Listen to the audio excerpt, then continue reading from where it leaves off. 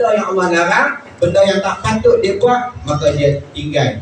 Setelah mana dia tahu kata benda itu adalah benda dan perkara atau perbuatan yang menyebabkan kemurkaan Allah Subhanahu wa taala, dan dia faham bahawa perbuatan tersebut akan memberikan kepada dia ancaman neraka Allah Subhanahu wa taala. Tuan muslimin dan muslimat yang dirahmati oleh Allah Subhanahu wa taala, maka tuan kena mula daripada sekarang untuk mengajak diri kita. Kita dia apa? Ajak untuk kita melaksanakan kebaikan. Allah beritahu di hujungnya apa? Allah sukakan kepada orang yang melakukan kebaikan. Balik cerita-cerita yang atas tadi ini, orang yang bertakwa itu semua cerita-cerita yang buat baik. Jaga hubungan silaturahim, menahan marah, sedekah. Ini semua akan membina dan juga menjalin hubungan yang baik di antara kita. Sebab tu tuan-tuan, saya cerita pasal masjid apa semua tuan-tuan. Sebab apa Nabi SAW, bila mana kita cerita pada cerita Nabi, tarikh-tarikh kebesaran Islam, semuanya berkait rapat dengan masjid. Hijrah, cerita masjid. Isra Mi'raj, cerita masjid. Nabi lahir, cerita masjid. Sebelum Nabi lahir, cerita pasal masjid. Masjidil Haram yang kita berebut nak pergi lah ni, cerita tentang apa dia tentera Abraha, pasal masjid. Setelah mana Nabi dilahirkan dalam tahun itu, tahun yang disebutkan sebagai tahun gajah.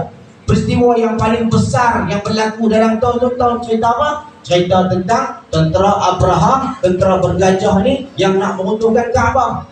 Cerita tentang masjid. Yang satu misi yang sangat besar sampai kepada kita apa dia?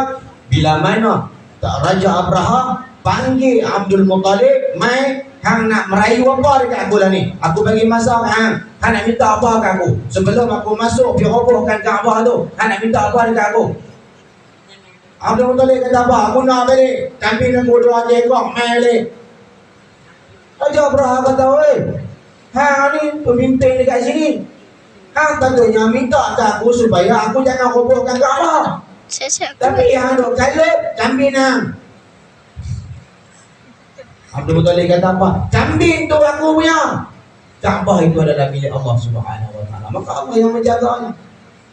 Bila Nabi dilahirkan, bila sangat Abdul Muttalib tahu kata cucu dia, anak menantu dia ni Siti Aminah ni melahirkan cucu dia ni, Abdul Muttalib lari ambil, bawa pergi mana? Bawa pergi Masjidil Haram dekat Kaabah, bawa pergi dekat situ. Sono masjid.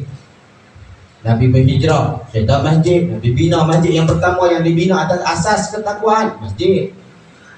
Cerita pula lepas tu, sebelum daripada Nabi hijrah, belum Nabi hijrah, cerita pasal apa? Isra Mi'raj. Saat Nabi malam kematian Abu Talib, pak melakang dia, Nabi kematian isteri dia Siti Khadijah yang sangat sayang dan juga sangat banyak membantu perjuangan Nabi SAW.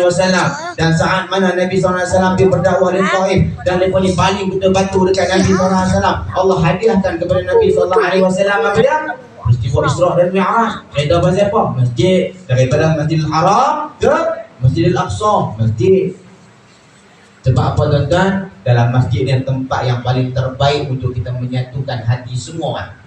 Ya, dalam ni tak semua pangkah sama ya. Kau semua pangkah sama. Kami dalam ni geng-geng pangkah kami ni. Satu bendera ya. Dah kan?